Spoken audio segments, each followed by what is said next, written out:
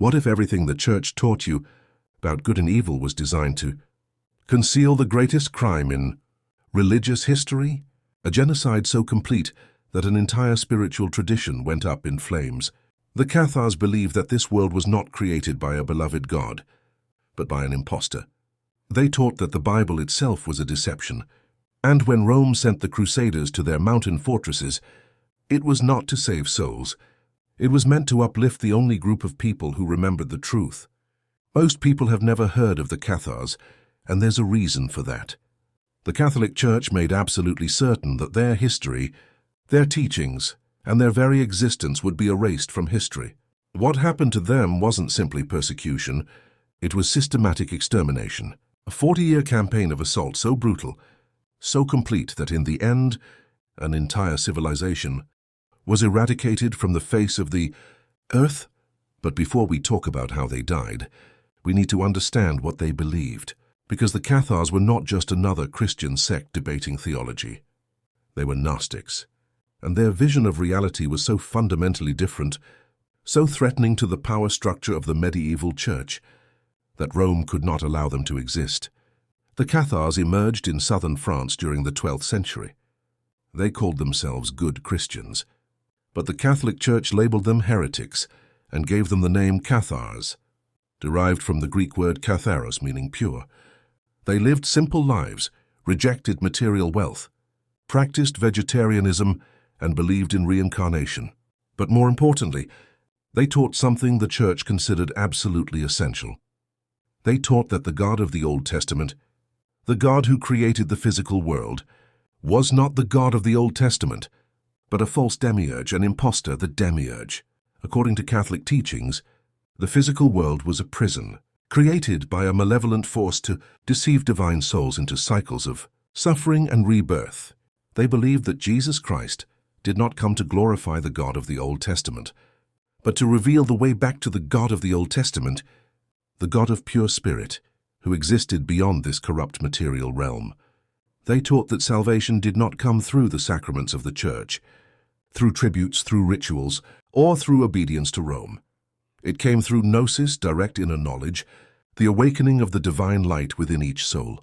This was the heresy of the highest order, because if people didn't need the Church to reach God, then what power did the Church have? If the Bible itself was seen as the product of the demiurge, if the God of the Old Testament was revealed as a tyrant and a liar, then the entire foundation of Christian authority collapsed. The Pope, the tributes, the cathedrals, the prices, the confessions, all of that became irrelevant, and Rome understood this threat perfectly. First, the Church attempted debate. They sent preachers and theologians to argue with the Catholics to convince them to return to orthodoxy. But the catalogues weren't interested. They had their own scriptures, their own rituals, their own perfect teachers, who had renounced all material possessions and devoted themselves entirely to the spiritual path. These perfect men and women traveled throughout southern France, teaching openly, living among the people, and their message spread like wildfire. At the beginning of the 13th century, all the cities and noble families in the Languedoc region turned to cataracts.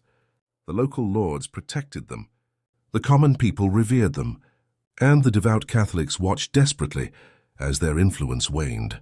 Something had to be done, and in the 12th century, the innocent Thur made his decision. He called for a crusade, not against the Muslims in the Holy Land, but against the Christians in France. This was the Albigensian Crusade, named after the city of Albi, one of the cataract fortresses, and it was the first time in history that the Church officially sanctioned a holy war against its European friends. The people promised the same spiritual rewards to those who raised their hands against the cataracts as they did to those who fought in Jerusalem. Complete forgiveness of sins, a guaranteed place in heaven, and the right to follow the lands and properties of the heroes.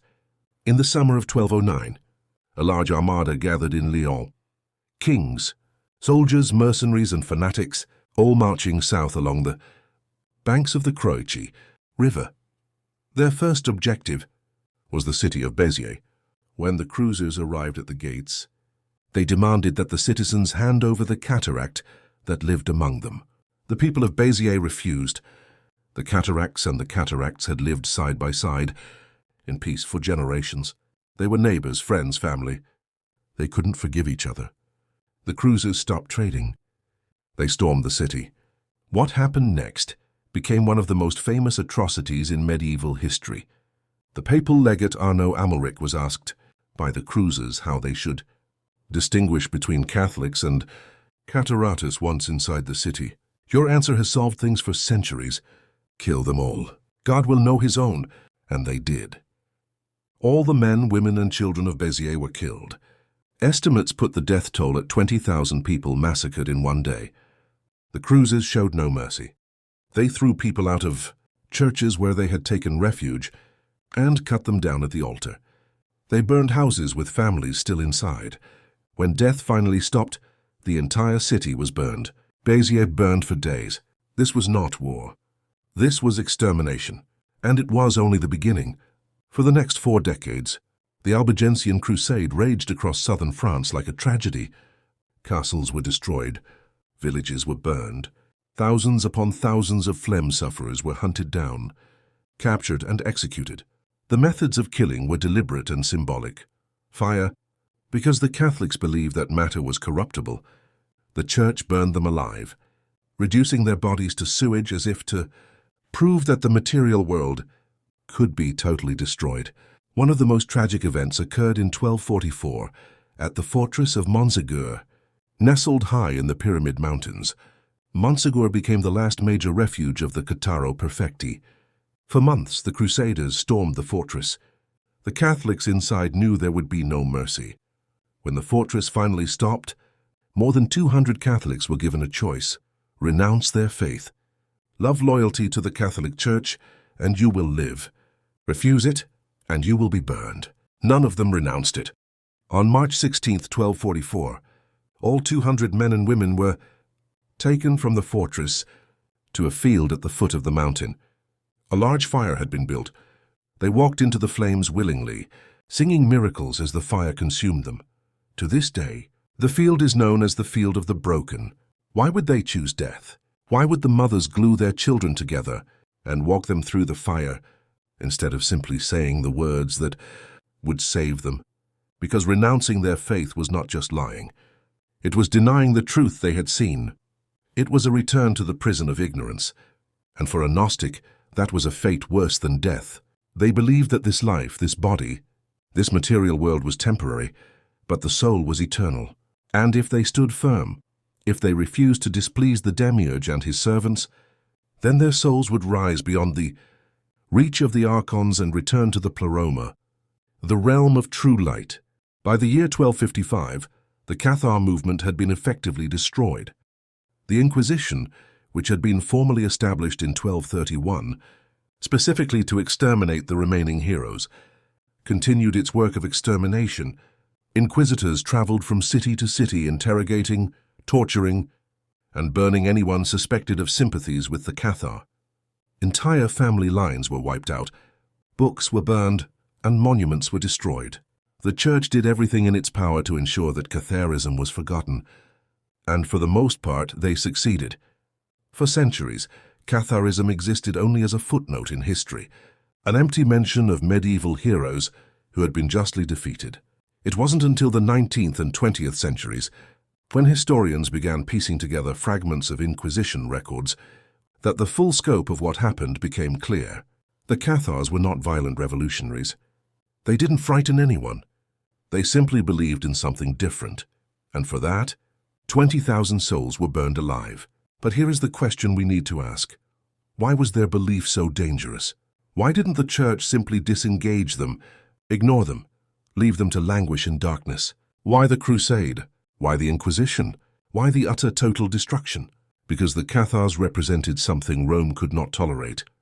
They represented the possibility of a Christianity without the Church, a spirituality without princes, a direct relationship with the divine that did not require intercession, ritual, or obedience to institutional authority.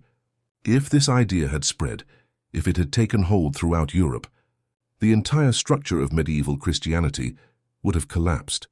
The Church did not burn the Cathars to save their souls. They burned them to save their empire. And the message was clear. Ask the authorities in Rome and you will be annihilated.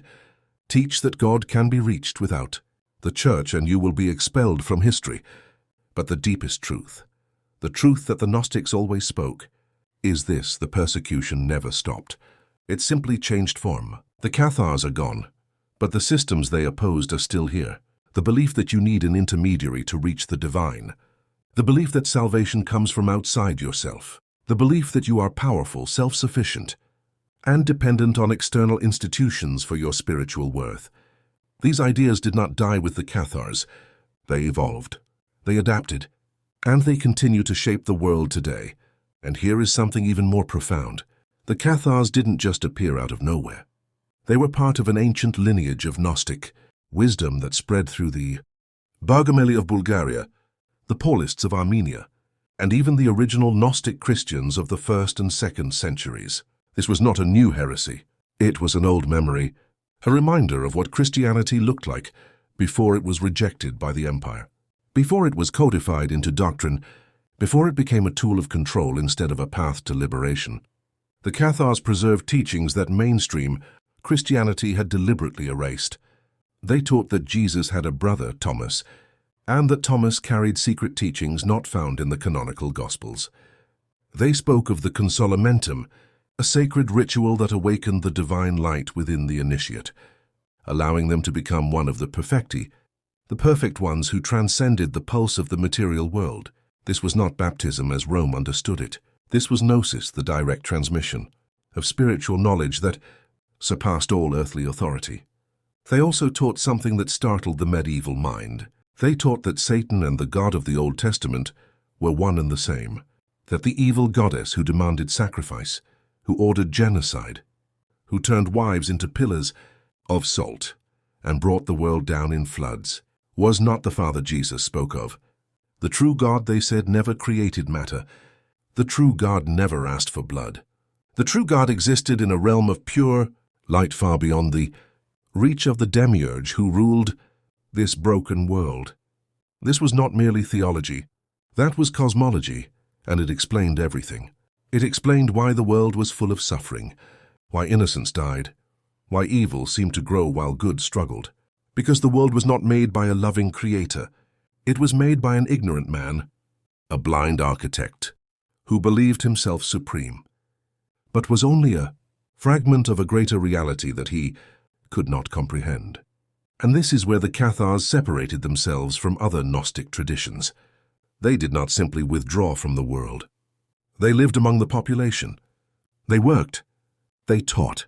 They healed. They showed that it was possible to be in the world but not of it. To live with material simplicity while maintaining spiritual richness, rejecting the corruption of Rome without rejecting community, love, or compassion. They were proof that another path was possible. That is why they had to be destroyed, not just dead but wrong, because a living example is far more dangerous than a written doctrine. You can break books, but when people see others living freely, joyfully, without need of princes or kings or sacraments, they begin to ask questions. And the questions deal with awakening. An awakening deals with the collapse of the entire control system. The Cathars understood what the Gnostics before them understood. The real battle is not between nations or religions, but between awakening and forgetfulness, between those who remember their divine origin and those who have been convinced that they are nothing more than flesh, sin, and obedience. The archons don't need to break you alive anymore. They simply need to keep you distracted, divided, and asleep. So what can we learn from the Catharines? What did they leave behind, even in their annihilation? They left behind a memory. That truth is more powerful than any empire, that the soul cannot be destroyed no matter how many feet are spread open, and that when you awaken to the reality of who you truly are, no external power, no matter how vast, can take that knowledge from you. The Cathars chose fire because they knew something the Crusaders did not. They knew that this world, this body, this life was not the end, and they knew that the soul that remembers its origin cannot be imprisoned. It can only return home. If you've made it this far, then perhaps you're beginning to see the boss. The same force that burned the Catharines is the same force that hid the Nag Hammadi texts. The same force that branded the Gnostics as heroes is the same force that erased the divine feminine from the scriptures. The same force that demands your obedience is the same force that thrives on your ignorance, and it's still working today, just wearing different masks. The question isn't whether you believe the Cathars were right. The question is whether you are willing to look at the world with open eyes and ask yourself, what am I not being told? What truths have been hidden? And what would those truths reveal if I had the courage to remember them? This is not just history. This is a warning, and it is an invitation, because the knowledge that the Cathars carried, the Gnostic knowledge they died to protect, is not lost. It is still here, hidden in fragments, hidden in symbols, waiting for those who are ready to see. The soul that knows cannot be burned. The truth they tried to uncover is growing again, and this time it will not be silenced. The Cathars understood what the Gnostics before them had understood. The real battle is not between nations or religions, but between awakening and forgetting, between those who remember their divine origin and those who have been convinced that they are nothing more than flesh, sin and obedience. Archons don't need to burn you alive anymore. They simply need to keep you distracted, divided, and asleep. But the knowledge that the Cathars carried, the Gnostic knowledge they died to protect, is not lost. It is growing again. If this exploration has opened your eyes to the hidden history they never wanted you to know, don't let this message end here. Hit the like button to help this truth reach others who are ready to hear it. Subscribe to Gnostic, so you never miss our in-depth daily research into the mysteries they tried to hide. And leave a comment below. What do you believe happened to the Cathars? What does their story reveal about the world we live in today? Your voice matters. The alarm clock has already started. Join us